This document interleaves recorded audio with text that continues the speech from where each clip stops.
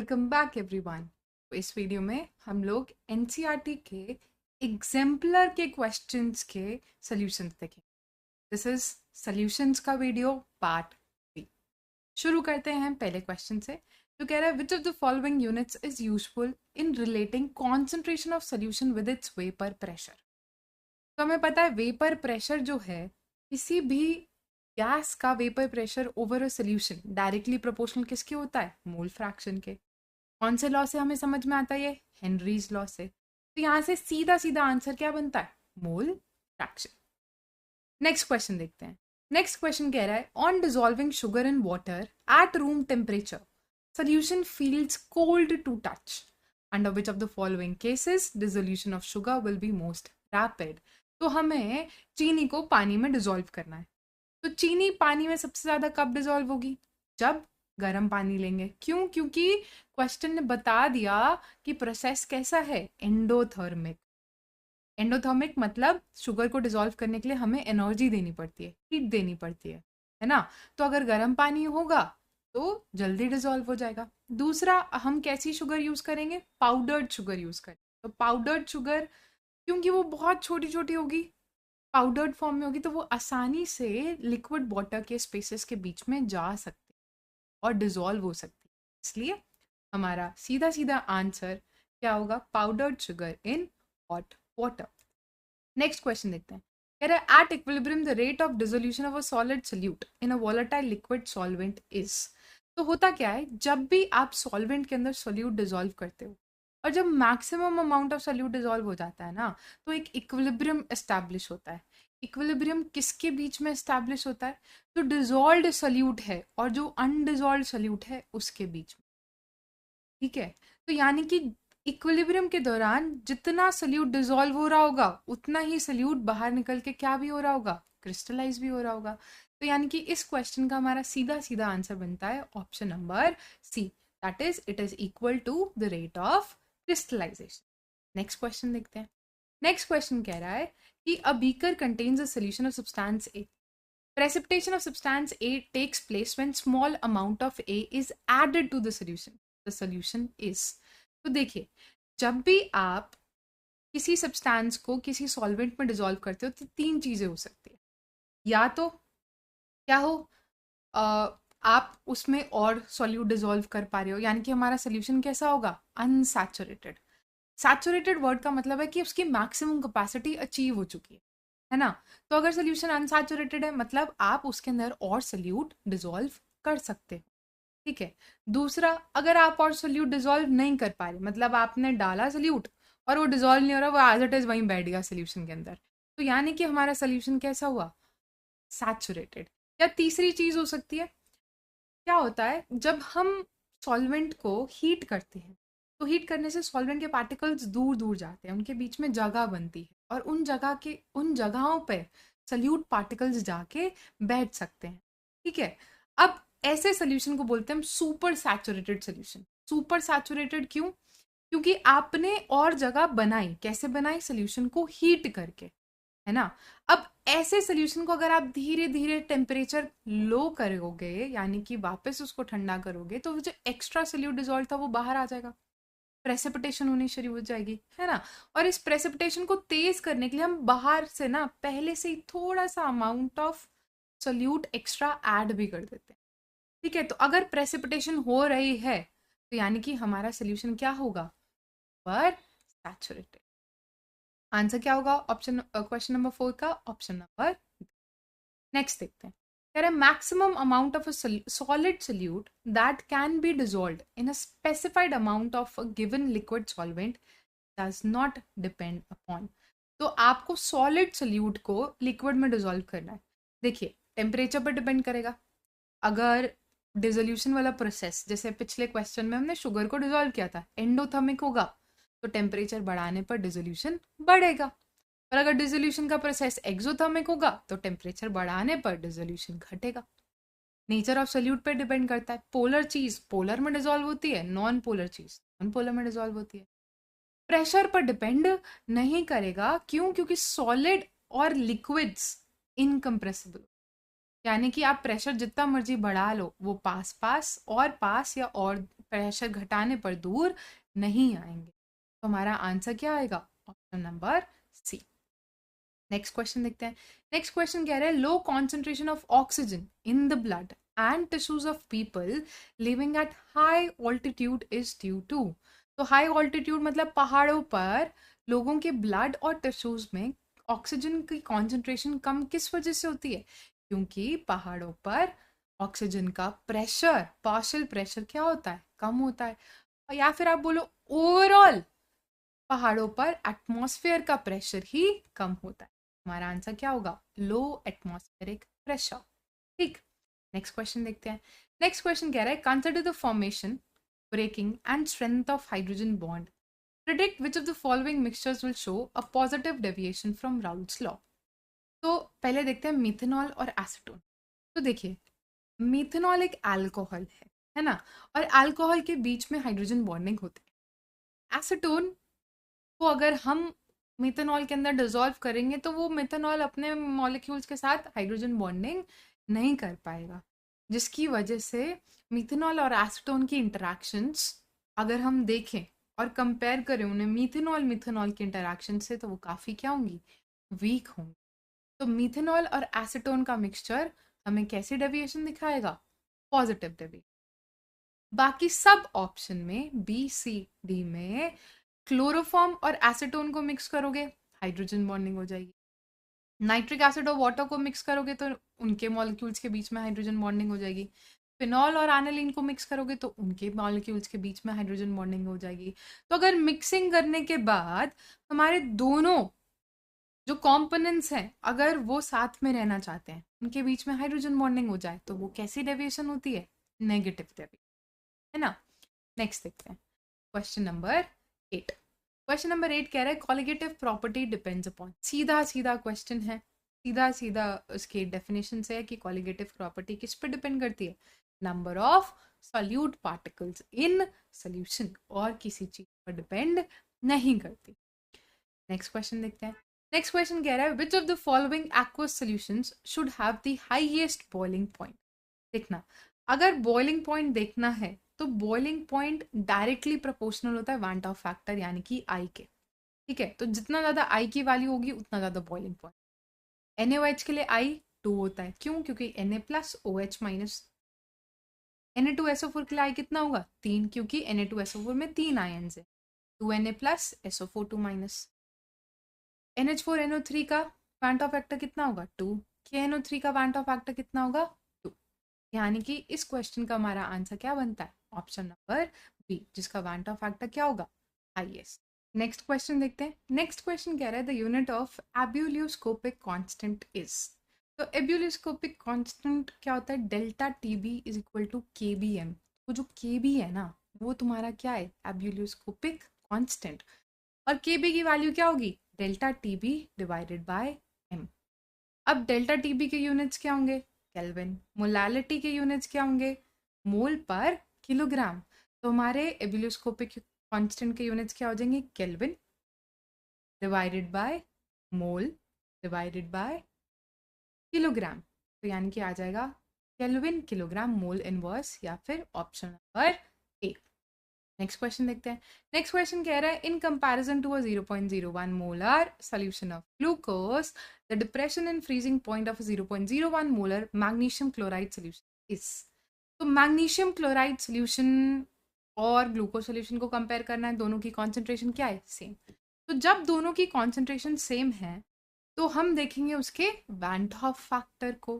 तो क्योंकि वैंट of factor magnesium chloride का क्या होगा? 3, और ग्लूकोज एक नॉन इलेक्ट्रोलाइट है तो ग्लूकोज का वांट ऑफ फैक्टर क्या होगा? 1। तो मैग्नीशियम क्लोराइड का जो डिप्रेशन एंड फ्रीजिंग पॉइंट है वो क्या होगा? थ्राइस होगा then that of glucose. Next question देखते हैं। नेक्स्ट क्वेश्चन कह रहा है कि an unripe mango placed in a concentrated salt solution to prepare pickle shrivels because. अब कॉन्सेंट्रेटेड सॉल्ट सोल्यूशन है तो कॉन्सेंट्रेटेड सॉल्ट सोल्यूशन के अंदर पानी का अमाउंट कम होगा, है ना। अब आप उसके अंदर मैंगो रखोगे तो मैंगो वाटर लूज कर देगा थ्रू ऑस्मोसिस, और कहाँ चला जाएगा? जहाँ पर वाटर की कॉन्सेंट्रेशन क्या है? कम है। ठीक है, तो पानी जाएगा कहाँ से, मैंगो से टुवर्ड्स कॉन्सेंट्रेटेड सोल्यूशन। इसका क्या होगा, it loses water due to osmosis. 12th question का क्या आंसर आएगा, और डी। नेक्स्ट देखते हैं। नेक्स्ट कह रहा है at a given temperature osmotic pressure of a concentrated solution of a substance is. ठीक है, अच्छा ध्यान रखना, ऑस्मोटिक प्रेशर पाई होता है, पाई किसके बराबर होता है, सीआरटी, यानी कि डायरेक्टली प्रोपोर्शनल टू कॉन्सेंट्रेशन। तो अगर डाइल्यूट सोल्यूशन है उसकी कॉन्सेंट्रेशन कम होगी, कॉन्सेंट्रेटेड सोल्यूशन है ऑब्वियसली उसकी कॉन्सेंट्रेशन ज्यादा होगी। तो कॉन्सेंट्रेटेड सोल्यूशन का ऑस्मोटिक प्रेशर ज्यादा होगा किससे, डाइल्यूट सोल्यूशन। तो हमारा कौन सा ऑप्शन बनेगा, ऑप्शन नंबर ए। नेक्स्ट देखिए, नेक्स्ट कह रहा है which of the following statements is false. पहली स्टेटमेंट क्या है, two different solutions of sucrose of same molality prepared in different solvents will have the same depression and freezing point। गलत, क्यों, क्योंकि delta T B depression in freezing point बोला तो delta T F किसके बराबर होगा, के एफ इंटू मोलालिटी। और जो बच्चों हमारा के एफ होता है ना वो सॉल्वेंट पे डिपेंड करता है। ठीक है, तो अगर के एफ की वैल्यू अलग होगी तो ऑब्वियसली ऑब्वियसली हमारा जो डिप्रेशन एंड फ्रीजिंग पॉइंट है डेल्टा टी एफ क्या होगा, अलग। तो पहली स्टेटमेंट क्या हुई, फॉल्स। बाकी सब स्टेटमेंट्स ऑब्वियसली क्या होंगी, ट्रू। ठीक है, तो हमारा 14th का आंसर क्या हुआ, option number A. Next question number 15। Question number 15 कह रहा है the values of van't Hoff factors for KCl, NaCl and K2SO4 respectively are. KCl का वान टॉप फैक्टर कितने आयंस देगा KCl अगर आप पानी में डालोगे, तो 2 K plus Cl minus. NaCl कितने देगा, 2 Na प्लस Cl माइनस। और K2SO4 कितने देगा, 3 2 K प्लस और 1 SO4 2 माइनस आयन। हमारा आंसर क्या होगा, option number B. Next question देखिए, नेक्स्ट क्वेश्चन कह रहा है which of the following statements is false. Units of atmospheric pressure and osmotic pressure are same. सही बात है, दोनों ही तो प्रेशर। अगला, in reverse osmosis solvent molecules move through a semi-permeable membrane from a region of lower concentration of solute to a region of higher concentration। ठीक है, ये तो रिवर्स ऑस्मोसिस में नहीं, ये तो ऑस्मोसिस में होता है ना। तो ऑस्मोसिस में क्या होता है, जहां पर सॉल्यूट की कॉन्सेंट्रेशन कम होती है वहां से पानी मूव करके जाता है जहां पर सॉल्यूट की कॉन्सेंट्रेशन ज्यादा। ठीक है, तो बी ऑप्शन क्या है, ऑब्वियसली बाकी दोनों क्या है, सही। नेक्स्ट क्वेश्चन देखते हैं। नेक्स्ट क्वेश्चन कह रहा है value of Henry's law constant के एच। तो के एच की वैल्यू हमें पता होना चाहिए, सीधी सीधी याद कर लेना, टेम्परेचर बढ़ाने पर के एच की वैल्यू बढ़ती है। Next, the value of Henry's law constant के एच इज। तो देखिए के एच और जो हमारी सॉल्युबिलिटी होती है ना वो इनवर्सली प्रोपोर्शनल। तो अगर के एच बढ़ेगा सॉल्युबिलिटी घटेगी, तो हमारा ऑप्शन क्या आएगा, B. KH value is greater for gases with lower solubility। Next question। Next question कह रहे consider the figure and mark the correct option। कह रहे water will move from side A to side B if a pressure lower than osmotic pressure is applied on piston B। अच्छा देखते हैं, तो हमारे पास piston A है, हमारे पास piston B है। पिस्टन A के नीचे फ्रेश वाटर है सॉल्वेंट, पिस्टन B के नीचे एक सोल्यूशन है, कॉन्सेंट्रेटेड सोल्यूशन है NaCl का। ठीक है, तो अगर ऑस्मोसिस होगी तो पानी कहाँ से कहाँ जाएगा, पानी जाएगा फ्रेश वाटर से ए से किसकी तरफ, बी की तरफ। और अगर हमें इस ऑस्मोसिस को रोकना है तो हम बी की तरफ क्या लगाएंगे, प्रेशर, ताकि पानी के आने की जगह ही ना, है ना। तो अगर हम बी की तरफ प्रेशर लगाएंगे, ऑस्मोटिक प्रेशर लगाएंगे, तो ए से बी पानी नहीं आ पाएगा। और अगर आप बी की साइड ऑस्मोटिक प्रेशर से ज्यादा प्रेशर लगा दोगे तो रिवर्स ऑस्मोसिस होने लगेगी, पानी बी से ए जाने लगेगा। ठीक है, तो पहला ऑप्शन क्या है, water will move from side A to side B if a pressure lower than osmotic pressure is applied on system on piston B. दूसरा ऑप्शन क्या है, water will move from side B to side A if a pressure greater than osmotic pressure is applied on piston B. सही बात है, B से ए पानी कब जाएगा, जब आप पिस्टन बी पर क्या लगाओगे, ऑस्मोटिक प्रेशर से ज़्यादा प्रेशर लगाओगे। तो यहाँ से कौन सा ऑप्शन बैठ रहा है, नंबर डी। ठीक है, नेक्स्ट देखते हैं। नेक्स्ट कह रहा है we have 3 aqueous solutions of NaCl which are labeled as A, B and C with concentrations 0.1 molar, 0.01 molar and 0.001 molar respectively. The value of Van 't Hoff factor for these solutions will be in the order. तो हमें पता है Van 't Hoff factor किस पे depend करता है, number of ions पे। अब नंबर ऑफ आयंस एक सोल्यूशन में कब ज्यादा होंगे, जब उसकी कॉन्सेंट्रेशन ज्यादा होगी। ठीक है, तो कॉन्सेंट्रेशन किसकी ज्यादा है, पहले सोल्यूशन की, तो उसके लिए वैन टॉप फैक्टर भी क्या होगा, ज्यादा होगा। तो कौन सा ऑप्शन आएगा, ऑप्शन नंबर बी। नेक्स्ट देखते हैं। नेक्स्ट क्वेश्चन कह रहा है on the basis of information given below mark the correct option. पहला, in bromoethane and chloroethane mixture intermolecular interactions of AA BB type are nearly same as AB type. अच्छा, अब ये AA का मतलब है कि आप chloro ethane के 2 मॉलिक्यूल्स की बात कर रहे हो, बीबी का मतलब है आप ब्रोमो इथेन के 2 मॉलिक्यूल्स की बात कर रहे हो, AB का मतलब है कि आपने एक ब्रोमो इथेन का मॉलिक्यूल ले लिया और एक क्लोरो इथेन का मॉलिक्यूल। तो क्योंकि दोनों सेम सेम टाइप के हैं, एक ही फैमिली में बिलोंग करते हैं, तो दोनों क्या बनाएंगे, आइडियल सॉल्यूशन। और आइडियल सॉल्यूशन बनाएंगे तो they will follow Raoult's law. तो solution 1 will follow Raoult's law, B option तो सही है।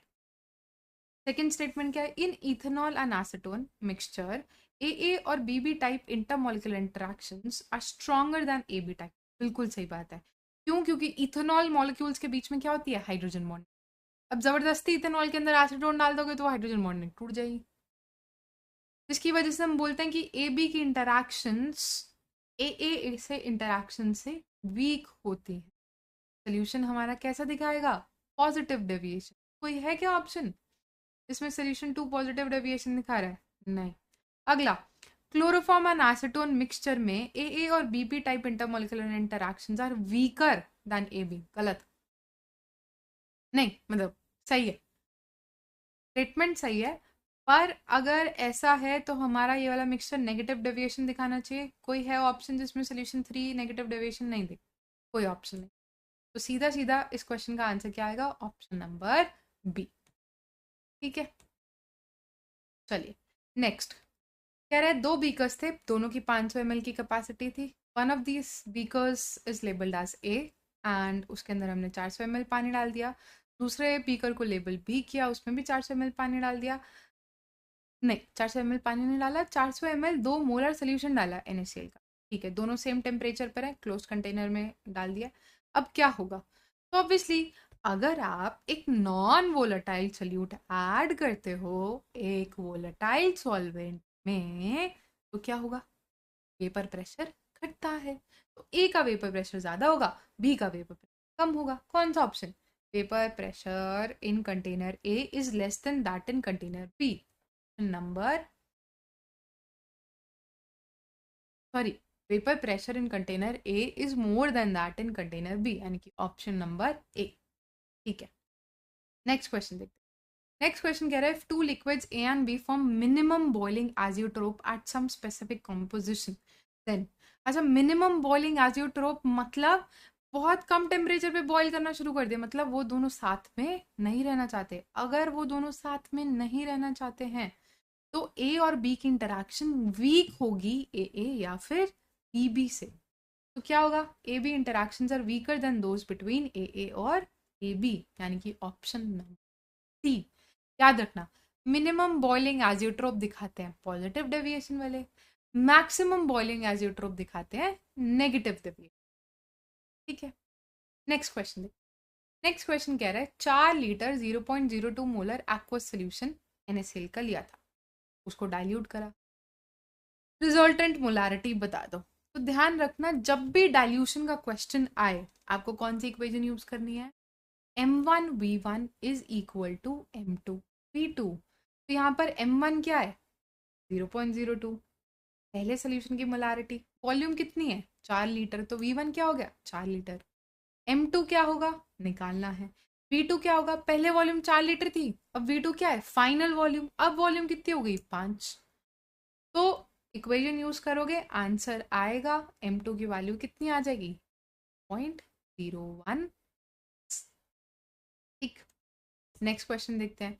नेक्स्ट क्वेश्चन कह रहा है on the basis of information given below mark the correct option. ठीक है,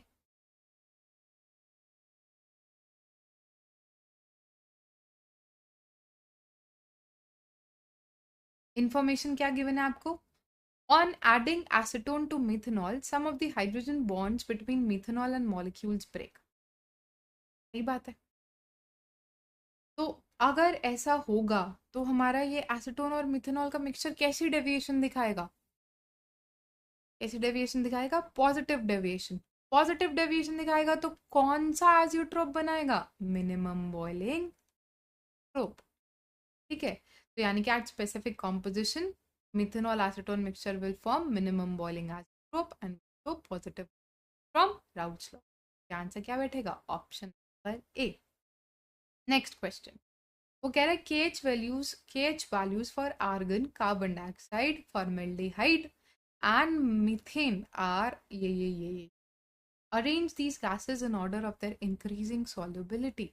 तो हमें पता है KH और solubility inversely proportional at constant pressure, KH और सॉल्युबिलिटी इनवर्सली प्रोपोर्शनल। तो अगर KH की वैल्यू बढ़ेगी सॉल्युबिलिटी घटेगी। हमारा करेक्ट ऑप्शन क्या होगा, ऑप्शन नंबर सी। ठीक है, यानी कि सबसे ज्यादा सॉल्युबिलिटी किसकी हुई, फॉर्मेल्डिहाइड की। क्यों, क्योंकि उसकी KH की वैल्यू सबसे कम है। नेक्स्ट क्वेश्चन देखते हैं। नेक्स्ट क्वेश्चन कह रहा है which of the following factors affect the solubility of a gaseous solute in the fixed volume of liquid solvent. तो अगर आप गैसियस सॉल्यूट को ऐड कर रहे हो तो ऑब्वियसली नेचर ऑफ सॉल्यूट पे तो डिपेंड करता ही करता है, साथ में टेम्परेचर पर भी डिपेंड करेगा। हमने देखा है P is equal to KH का, इसे अगर टेम्परेचर ज़्यादा होता है तो KH ज़्यादा होता है, सॉल्युबिलिटी कम होती है। पर शर्त ये है, जब हम टेम्परेचर वाला वेरिएशन देख रहे होते हैं ना KH और सॉल्युबिलिटी के बीच में, तो प्रेशर क्या रहना चाहिए। तो पहला ऑप्शन तो सही हुआ। दूसरा ऑप्शन क्या है, 1 and 2 at constant pressure, sorry दूसरा ऑप्शन सही हुआ। पहला क्वेश्चन क्या है, 1 and 3 एट कॉन्स्टेंट टेम्परेचर, ये भी सही बात है। P is equal to KH का है, जो Henry's law constant Henry's law है वो कौन से कंडीशन पर हम देखते हैं, एट कांस्टेंट टेम्परेचर। तो हमारा ऑप्शन कौन सा सही हुआ, ए एंड बी दोनों। ठीक है, नेक्स्ट क्वेश्चन। नेक्स्ट क्वेश्चन कह रहा है intermolecular forces between two benzene molecules are nearly of same strength as those between two toluene molecule. बिल्कुल सही बात है, क्योंकि बेंजीन और टॉलिन क्या है, सेम सेम से हैं, है ना। तो दोनों आइडियल सोल्यूशन बनाएंगे। तो for a mixture of benzene and toluene which of the following are not true. ठीक है, तो डेल्टा मिक्सिंग H 0 होगा, सही बात है। आइडियल सोल्यूशन के लिए डेल्टा H मिक्सिंग 0 होता है, डेल्टा V मिक्सिंग भी 0 होता है। These will form minimum boiling azeotrope, गलत। तो आइडियल सोल्यूशन बनाएंगे, आइडियल सोल्यूशन को एजियोट्रोपिक मिक्सचर्स नहीं दिखाते। These will form, these will not form ideal solution, ये ऑप्शन भी गलत है। तो हमारा सही आंसर क्या हुआ, पर सी एंड डी। नेक्स्ट क्वेश्चन देखिए। नेक्स्ट क्वेश्चन कह रहा है relative lowering of vapor pressure is a colligative property because it depends upon the concentration of a non-electrolyte solute in solution and does not depend upon the nature of solute particle। अच्छा, B option क्या है, depends upon number of particles of electrolyte solute in solution and does not depend upon the nature of solute particle. सही क्या है, it depends on the concentration of non electrolyte solute in solution as well as on the nature. देखो nature पे तो depend नहीं करता, और किस पे डिपेंड करता है, ये सिर्फ नंबर ऑफ सोल्यूट पार्टिकल। ठीक है, तो it depends upon the concentration of non-electrolyte solute in the solution and does not depend upon the nature of, ये भी सही है। It depends upon number of particles of electrolyte solute in solution and does not depend on the nature of the solute particles, यानी कि option A और option B दोनों सही। Colligative property की डेफिनेशन ही यही होती है कि वो सिर्फ और सिर्फ किस पे डिपेंड करेगा, अमाउंट ऑफ सोल्यूट पार्टिकल्स पे। तो अगर नॉन इलेक्ट्रोलाइट है तो उसकी कॉन्सेंट्रेशन पे डिपेंड करेगा, जितनी ज्यादा कॉन्सेंट्रेशन उतने ज्यादा नंबर ऑफ पार्टिकल्स। और अगर इलेक्ट्रोलाइट है तो उस पर नंबर ऑफ पार्टिकल्स कितने ज़्यादा वो इलेक्ट्रोलाइट टूट के नंबर ऑफ पार्टिकल्स दे रहा है तो उस पर डिपेंड करेगा, नेचर ऑफ सोल्यूट पे डिपेंड नहीं करता। ठीक है, तो क्वेश्चन नंबर 29 का आंसर क्या होगा? Option number A and option number B. Next, van't Hoff factor i is given by the expression. तो आई की वैल्यू याद रख लो यार, मतलब कोई कंफ्यूजन नहीं, कुछ उल्टा सीधा करनी। आई की वैल्यू क्या होती है? सीधा सीधा याद रखना है कौन सा एक्सप्रेशन होगा, ऑप्शन नंबर ए और सी।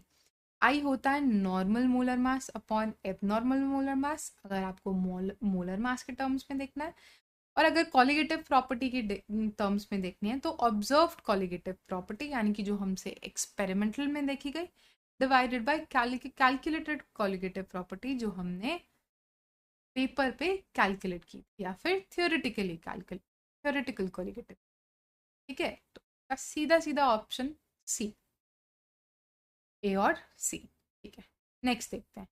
नेक्स्ट कह रहा है isotonic solutions must have the same. अच्छा, अगर दो आइसोटोनिक सॉल्यूशंस हैं तो मतलब उनका वेपर प्रेशर नहीं, उनका ऑस्मोटिक प्रेशर क्या है? सेम। अगर ऑस्मोटिक प्रेशर सेम है तो उनकी कॉन्सेंट्रेशन भी सेम, और अगर कॉन्सेंट्रेशन सेम है तो एलिवेशन इन बॉइलिंग पॉइंट और डिप्रेशन इन फ्रीजिंग पॉइंट में क्या आएगा? सेम। क्यों? क्योंकि ये दोनों भी किस पे डिपेंड करते हैं? कॉन्सेंट्रेशन पे। समझ रहे हो? तो क्या आएगा? Option number C and D. Next देखते हैं, which of the following binary mixtures can have the same composition and liquid and vapor phase? तो अगर किसी मिक्सचर की लिक्विड और वेपर फेज में सेम कॉम्पोजिशन आ रही है, यानी कि वो क्या बना रहा है? एजियोट्रोप।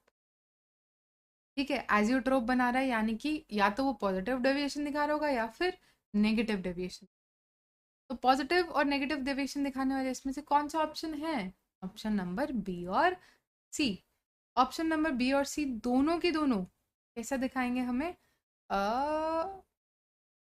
वाटर और नाइट्रिक एसिड दिखाएगा हमें नेगेटिव डेविएशन, और वाटर और इथेनॉल दिखाएगा हमें पॉजिटिव।